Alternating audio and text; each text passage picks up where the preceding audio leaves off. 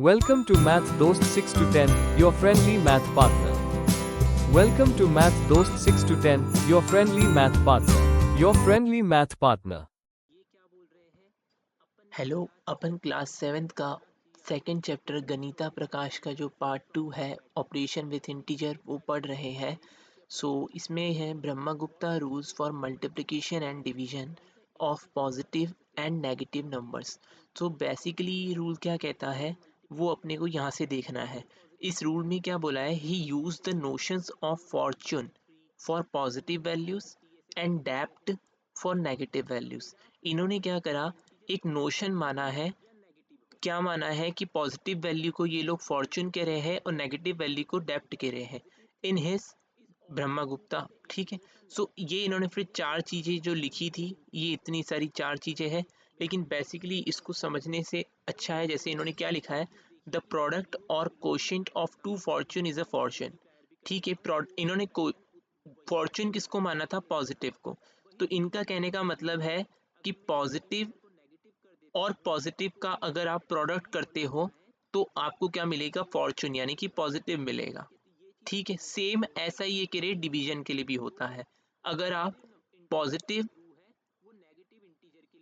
और पॉजिटिव का डिवीजन करते हो तो आपको क्या मिलेगा, पॉजिटिव मिलेगा। ऐसा ये कह रहे हैं। उसके बाद इन्होंने क्या बोला था, प्रोडक्ट और कोशेंट ऑफ टू डेप्थ, अगर दो नेगेटिव का करते हो तो भी आपको पॉजिटिव ही मिलेगा। जो अपन ने भी ऊपर देखा था कि अगर मैं पॉजिटिव को पॉजिटिव से मल्टीप्लाई करता हूँ तो मेरे को पॉजिटिव मिलता है, और अगर मैं नेगेटिव को नेगेटिव से मल्टीप्लाई करता हूँ तो भी मेरे को पॉजिटिव मिलता है। जब साइन सेम होते हैं मल्टीप्लिकेशन में दोनों नंबर के तो आंसर हमेशा पॉजिटिव में आता है। अगर साइन चेंज होते हैं जैसे एक माइनस का एक प्लस का तो आंसर क्या आता है अपना, नेगेटिव आता है। जैसे एक प्लस का एक माइनस का तो आंसर क्या आता है अपना, नेगेटिव आता है। तो यही चीज यहाँ पे बोली है इन्होंने। सेम कोशेंट, कोशेंट मतलब डिवीजन के लिए भी ये चीज फॉलो होती है जो मल्टीप्लिकेशन के लिए हो रही थी। द प्रोडक्ट और quotient of a depth and a Fortune, depth मतलब एक नेगेटिव एक पॉजिटिव, तो एक नेगेटिव एक पॉजिटिव का प्रोडक्ट कितना आता है, नेगेटिव आता है। ये अपन ने पढ़ लिया है ऑलरेडी। तो ये बोल रहे हैं डिवीजन भी उसका क्या आता है, नेगेटिव ही आता है। ऐसे ही प्रोडक्ट और quotient of a positive and a negative is a negative. तो प्रोडक्ट तो अपन ने देख ही लिया कि अगर फॉर्चून यानी कि प्लस और नेगेटिव का अपन देखते हैं तो नेगेटिव आता है। ये बोल रहे हैं डिवीजन भी उसका कैसा आएगा, नेगेटिव आएगा। तो ये चीज बस ध्यान रखनी है। This represented the first time This represented the first time that rules for multiplication and division of positive and negative numbers were articulated, and was an important step in the development of arithmetic and algebra. ठीक है। तो अभी अपन example करने जाएंगे।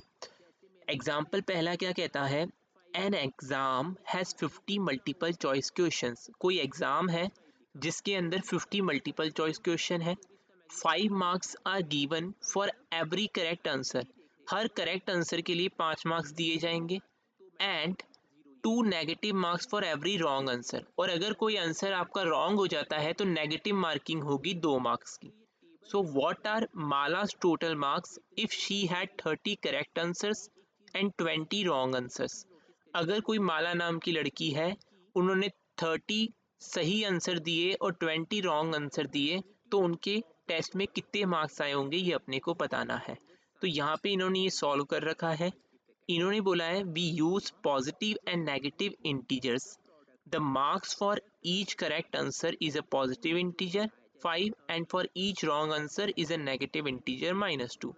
देखो negative -2 इसलिए माना है क्योंकि अगर क्वेश्चन गलत होता है तो 2 मार्क्स कटेंगे, इसके लिए अपन ने -2 मान लिया उसको, और 5 मार्क्स मिलेंगे इसके लिए उसको क्या कर दिया, +5 मान लिया। मार्क्स फॉर 30 करेक्ट आंसर अपन निकाल देंगे, वो इतना आ जाएगा। मार्क्स फॉर 20 रॉन्ग आंसर के कितने बन रहे, वो इतना आ जाएगा।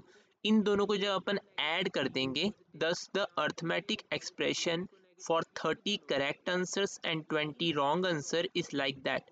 जब इन दोनों को अपन ने ऐड कर दिया तो अपने को क्या मिल जाएगा, आंसर मिल जाएगा। 30 मल्टीप्लाई बाय 5 150, 20 मल्टीप्लाई बाय -2। तो इसको किस तरीके से सॉल्व करते, सिर्फ अपन किस पे ध्यान देंगे, नंबर्स पे ध्यान देंगे, नंबर्स को मल्टीप्लाई करेंगे, 20 मल्टीप्लाई बाई 2 40। अब देखेंगे नेगेटिव वाले कितने हैं, एक नंबर ये तो पॉजिटिव का है, ये वाला नंबर नेगेटिव का है। अगर नेगेटिव नंबर एक है मतलब ऑड में आ रहे हैं तो आंसर नेगेटिव आएगा। और फिर इन दोनों को जब कर लोगे सॉल्व तो 110 आ जाएगा। So Mala got 110 marks in the exam.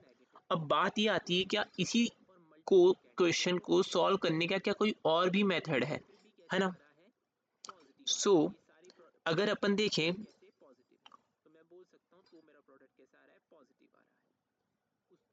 जैसे what are the maximum possible marks in the exam, what are the minimum possible marks.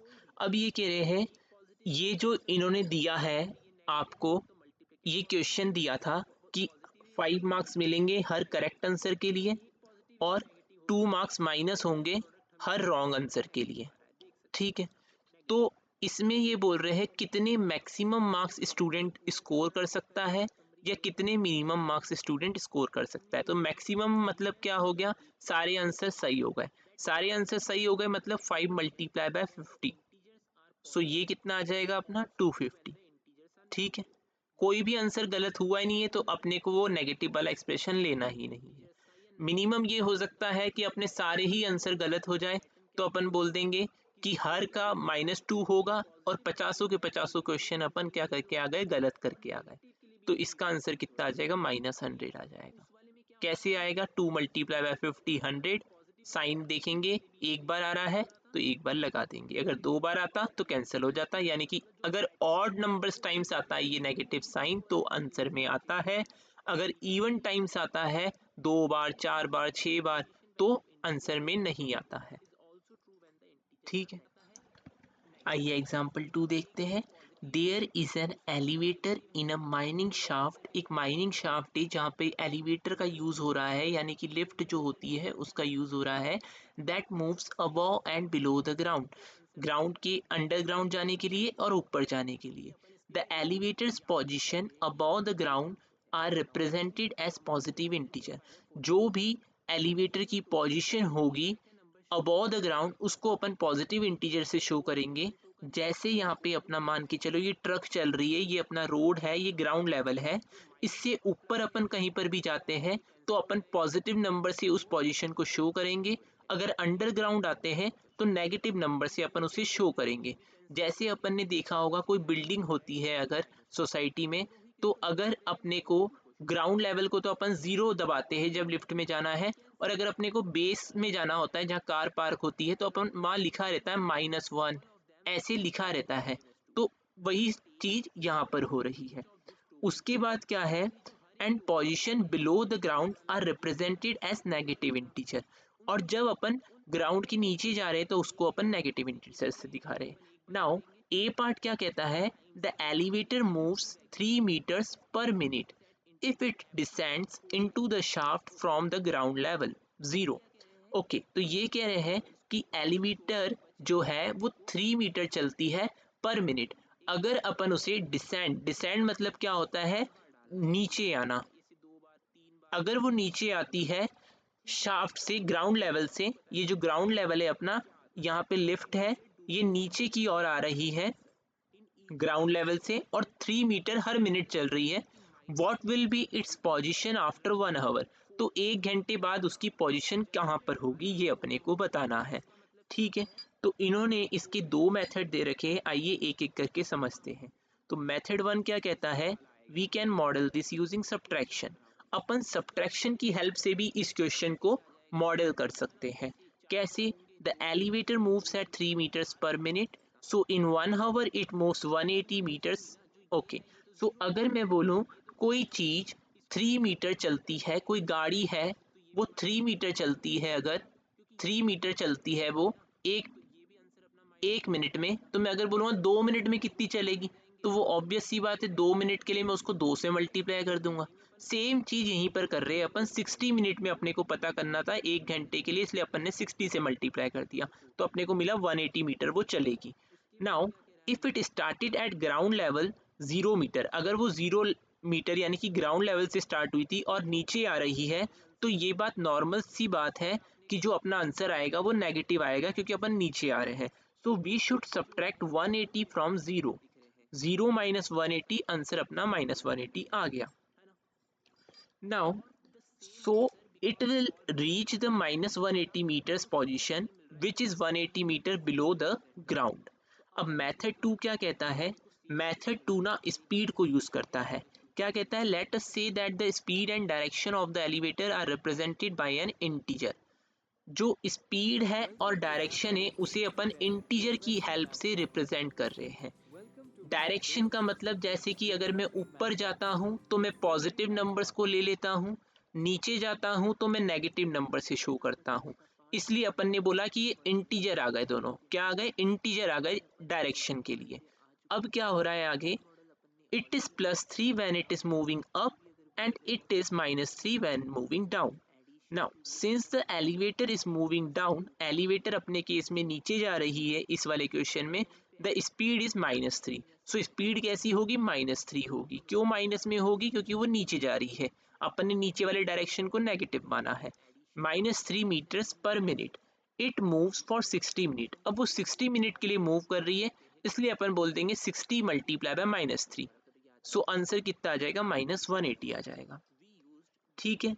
Now the position of the elevator after 60 minute is 180 metre below the ground level. Ground level से 180 metre नीचे है.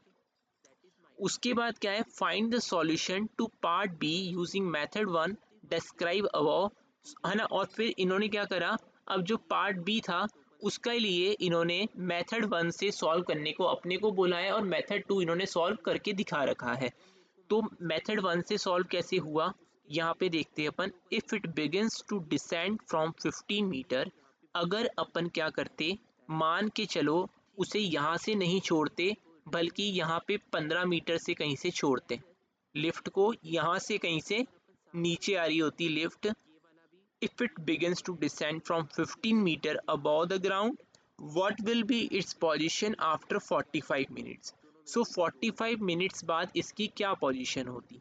तो यहाँ पे समझते हैं अपन, देखिए ध्यान से, कि अगर अपने को पता है वो 3 मीटर चलती है कितने में? 1 मिनट में.